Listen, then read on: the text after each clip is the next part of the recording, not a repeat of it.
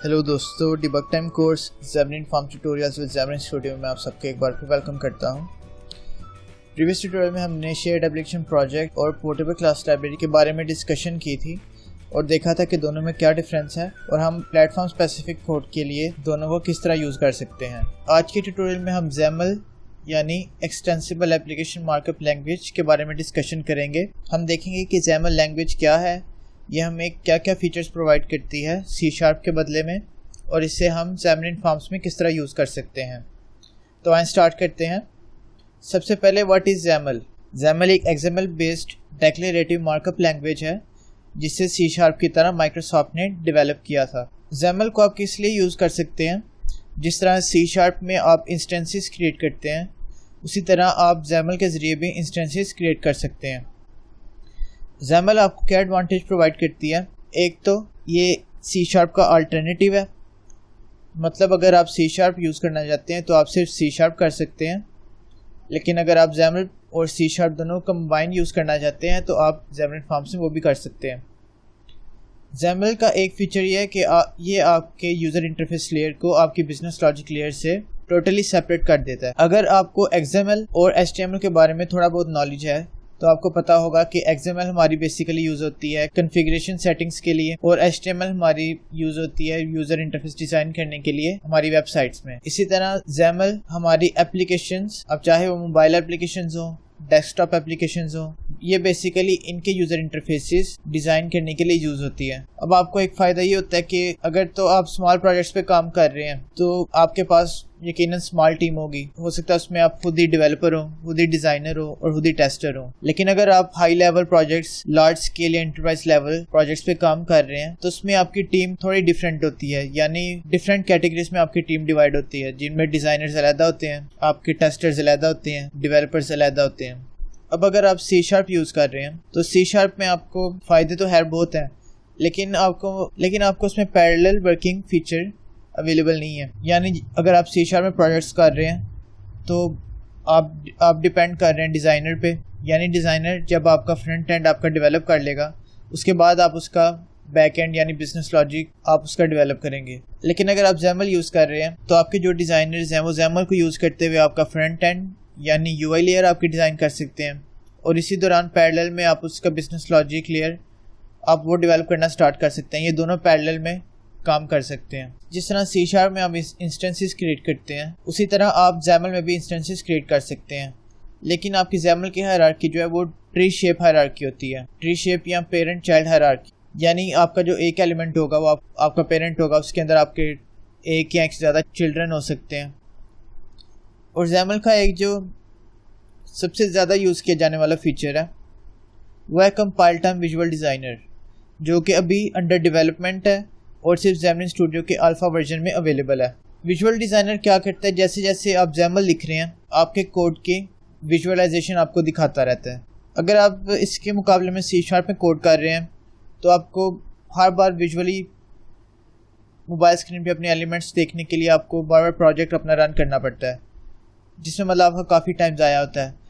अगर आप ज़ैमल यूज़ कर रहे हैं तो आप क्या है कि आप एक तरफ आप कोड कर रहे हैं, दूसरी साइड पे आपकी ऑटोमेटिकली आपकी विजुअलाइजेशन आपको शो हो रही है। लेकिन आप फिर भी इस विजुअल डिज़ाइनर को अपने ज़ैमलिन स्टूडियो में यूज़ कर सकते हैं और मैं आपको इस ट्यूटोरियल में बताऊंगा कि आप वो किस तरह करेंगे। अब हमें C# के मुकाबले में एक और एडवांटेज जो है ज़ैमल हमें प्रोवाइड करती है फ्लेक्सिबिलिटी। अगर आप ज़ैमल में कोड कर रहे हैं तो आपका कोड एक तो फ्लेक्सिबल होगा, दूसरा क्लीनर होगा, यानी अगर आप उसमें कोड कर रहे हैं तो आपको रीडेबिलिटी में काफ़ी आसानी होगी।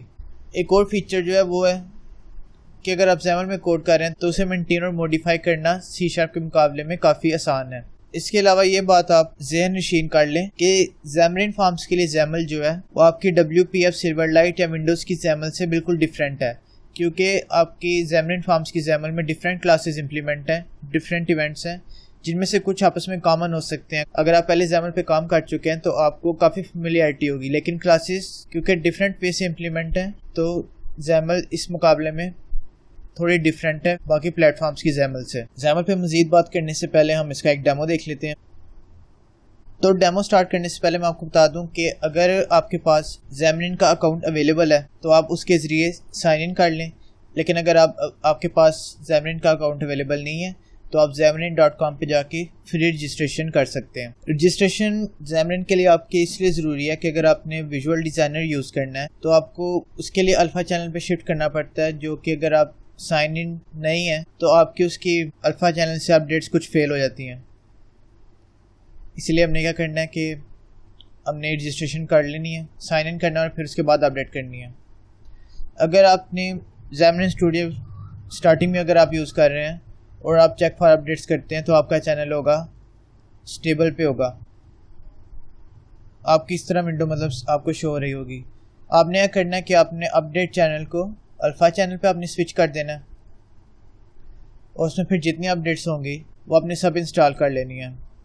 ये सब अपडेट्स इंस्टॉल करने के बाद आप क्या होगा कि जब आप सोल्यूशन क्रिएट करेंगे और XAML लिखेंगे तो आपके पास विजुअल डिज़ाइनर अवेलेबल होगा। क्योंकि ये अंडर डेवलपमेंट है, ये सिर्फ अल्फ़ा चैनल पे विजुअल डिज़ाइनर अवेलेबल है। क्योंकि मैंने अल्फ़ा चैनल पे ऑलरेडी अपडेट कर लिया हुआ है तो मैं क्या करता हूँ कि न्यू सोल्यूशन क्रिएट करता हूँ।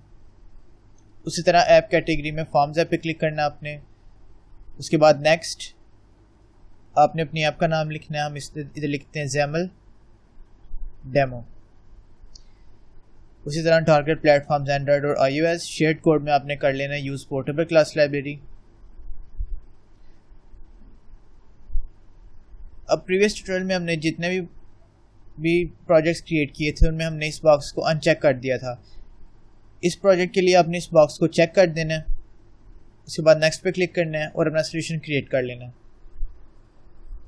तो अपना सोल्यूशन सक्सेसफुली बिल्ड होने के बाद अगर आप अपनी पोर्टेबल क्लास लाइब्रेरी प्रोजेक्ट को एक्सपेंड करें तो इसमें हमारी अब .cs फाइल की जगह .xaml फाइल मौजूद है और हमारी .cs फाइल इस XAML फाइल के अंदर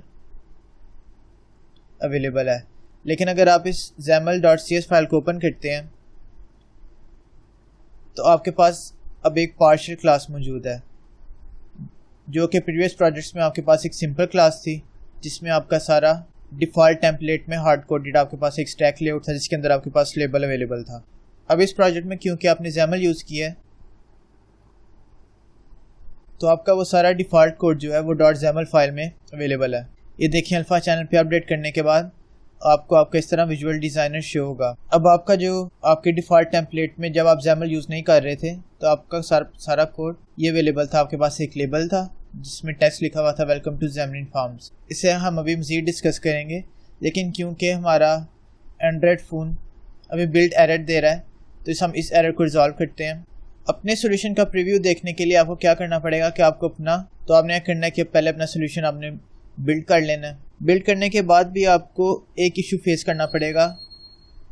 यहाँ आपके विजुअल डिज़ाइनर में एक एक्सेप्शन आ सकती है Xamarin Forms.2 और एक्सेप्शन। और वो एक्सेप्शन किस वजह से आती है कि आपका जो विजुअल डिज़ाइनर है वो आपके Xamarin Forms के लेटेस्ट वर्जन के साथ काम करता है जो कि अभी 2.3 डॉट समथिंग है। तो अगर तो बिल्ड करने के बाद आपको वो एक्सेप्शन आती है तो आपने यह करना है कि अपने सोल्यूशन पे अब अगर आप इसको थोड़ा एक्सपेंड करें तो हमारे प्लेटफॉर्म्स पे एंड्रॉयड और iOS अवेलेबल हैं। और ये देखें हमें इनवैलिड XAML के नाम से एक एक्सेप्शन थ्रू हो गई है Xamarin Forms.previewer Xamarin Forms 2 world exception. और ये एक्सेप्शन इसी वजह से आई है कि आपका Xamarin Forms का वर्जन जो है वो पुराना है। आपका प्रीव्यूअर जो है वो आपके Xamarin Forms के वर्जन 2.2 या इससे अबव पे काम करता है। अगर हम अपने पैकेजेस को एक्सपेंड करें अपने पोर्टेबल क्लास लाइब्रेरी प्रोजेक्ट में जाके कि पैकेज पे राइट क्लिक करें तो आपके पास वर्जन 2.0.1 पॉइंट समथिंग है और आपके पास लेटेस्ट अवेलेबल वर्जन जो है वो 2.3.1.114 अवेलेबल है। तो आपने क्या करना है, सबसे पहले तो आपने अपना सोल्यूशन अपडेट कर लेना है जितने आपके पैकेज हैं। अच्छा, अपने सोल्यूशन में पैकेज सक्सेसफुली अपडेट होने के बाद आपने क्या करना है, अपने सोल्यूशन को एक दफ़ा दोबारा बिल्ड कर लेना है। देखें अब आप जैसे जैसे आप इधर टाइप करते जाएंगे, देखिए जैसे जैसे आप टाइप करते जाएंगे आपका जितना टेक्स्ट आपके लेबल में आपको विजुअली एंड्रॉयड या iOS के प्लेटफॉर्म पे आपको डिस्प्ले हो जाएगा। क्योंकि अभी ये फीचर Xamarin Forms में स्टिल न्यू है तो इसमें कुछ बग्स हो सकते हैं। अब विजुअली आपको आपका लेबल डिस्प्ले हो गया। अब जैसे जैसे आप इधर एलिमेंट्स ऐड करते जाएंगे आपको विजुअली आपके डिज़ाइनर पे डिस्प्ले होता जाएगा सब कुछ। अब C# में और XAML में सिंपली हम देखते हैं कोड करके ज़रा दोनों में हमने असल में क्या करवाना है, कंपैरिजन करवाना है कि दोनों एक दूसरे से किस तरह डिफरेंट हैं। कि एक बटन क्रिएट करते हैं। अब अगर आप गौर करें इन दोनों फाइल्स पे, तो राइट साइड पे मैंने XAML में बटन क्रिएट किया और लेफ़्ट साइड में सेम बटन मैंने C# कोड में लिखा है।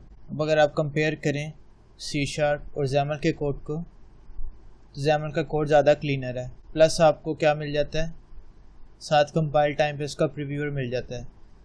हम क्या करते हैं, अपने XAML में जो हमारा बटन है उसको हम कमेंट कर देते हैं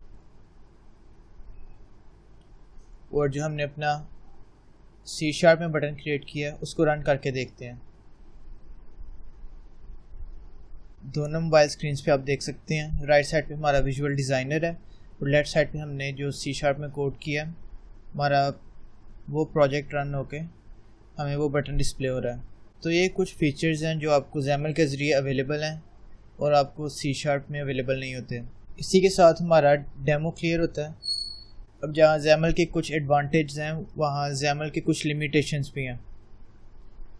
जैसे इसकी फर्स्ट लिमिटेशन है कि आप XAML में कोड आप बिल्कुल नहीं कर सकते। मतलब XAML में आप बेसिकली यूज़र इंटरफेसेस क्रिएट करते हो, लेकिन आपने बैकएंड में जो आपके इवेंट्स वगैरह हैं, अगर आप बटन पे क्लिक करते हैं तो आपका बैकएंड पे कौन सा फंक्शन परफॉर्म होगा, और ये आपकी बैकएंड कोड फाइल जो हमारी XAML.cs के नाम से फ़ाइल मौजूद थी। दूसरी लिमिटेशन ये है कि आप XAML में उन क्लासेस के इंस्टेंसेस क्रिएट नहीं कर सकते जिनके डिफ़ॉल्ट कंस्ट्रक्टर्स या पैरामीटरलेस कंस्ट्रक्टर्स मौजूद नहीं हैं। मसलन मैं अगर लेबल, बटन या एंट्री फॉर्म में से कोई भी XAML में क्रिएट करता हूँ, तो अगर तो उसका कंस्ट्रक्टर अवेलेबल नहीं है उसकी इम्प्लीमेंटेशन में, तो मैं उसको बिल्कुल भी XAML में जो है वो डिस्प्ले नहीं करवा सकता। इसी तरह तीसरी लिमिटेशन ये है कि आप XAML में लूप्स और कंडीशनल स्ट्रक्चर्स वगैरह यूज़ नहीं कर सकते। ये सब कुछ आपको बैकएंड कोड फाइल में करना पड़ता है। और इसकी एक और लिमिटेशन ये है कि आप XAML में से मेथड्स कॉल नहीं कर सकते। अगर आप XAML फॉर्म्स की डिटेल में जाएं तो इन रिस्ट्रिक्शंस को ओवरकम करने के लिए काफ़ी वर्कअराउंड्स मौजूद हैं, यानी आप इन्हें किसी एक या दूसरे तरीके से आप भी सब कुछ कर सकते हैं।